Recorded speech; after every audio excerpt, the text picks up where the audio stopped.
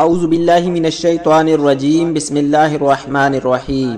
ناظرین کرام السلام علیکم۔ پیارے دوستو، ایک مرتبہ آقا دو جہاں سرور کون و مقام نبی آخر و زمان حضرت محمد صلی اللہ علیہ وآلہ وسلم کی پیاری ذات پہ درود پاک کا تحفہ بھیج دیں۔ پیارے دوستو، آج میں آپ کو سورۃ الفاتحہ کا ایسا مجرب اور آزمودہ عمل بتانے جا رہا ہوں جس کے کرنے سے انشاءاللہ آپ کے قرض کی تمام ٹینشنیں ختم ہو جائیں گی اور آپ کی روزی میں بہت زیادہ برکت ہوگی۔ پیارے دوستو، وظیفہ بتانے سے پہلے اگر ابھی تک آپ نے ہمارے چینل کو سبسکرائب نہیں کیا تو اس طرح کی ویڈیوز کے لیے ہمارے چینل کو ضرور سبسکرائب کر دیں۔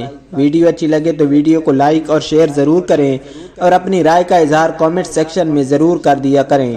پیارے دوستو، وظیفہ شروع کرنے سے پہلے آپ نے 5 وقت با جماعت نماز کی پابندی لازمی کرنی ہے، اور جو میری بہنیں یہ وظیفہ اور یہ ویڈیو سن رہی ہیں انہیں گھر میں 5 وقت نماز کی پابندی لازمی کرنی ہے، پھر جا کر آپ کو یہ وظیفہ بہت زیادہ فائدہ دے گا۔ پیارے دوستو، سورۃ الفاتحہ کو ام القرآن بھی کہتے ہیں۔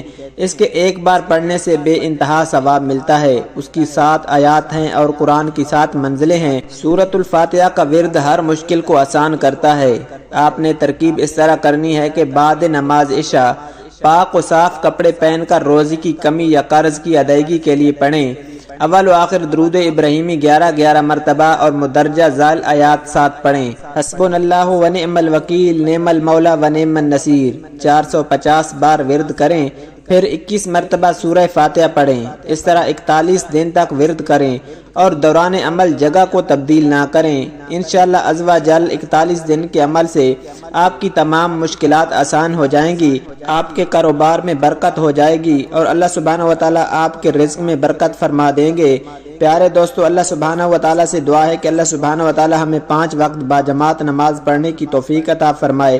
اللہ سبحانہ و تعالی ہمیں ہمیشہ اسلام پہ ثابت قدم رہنے کی توفیق عطا فرمائے۔ اللہ سبحانہ و تعالی ہمیں اپنے گناہوں پہ توبہ کرنے کی توفیق عطا فرمائے۔ پیارے دوستو، اس طرح کی ویڈیوز کے لیے ہمارے چینل کو ضرور سبسکرائب کر دیں۔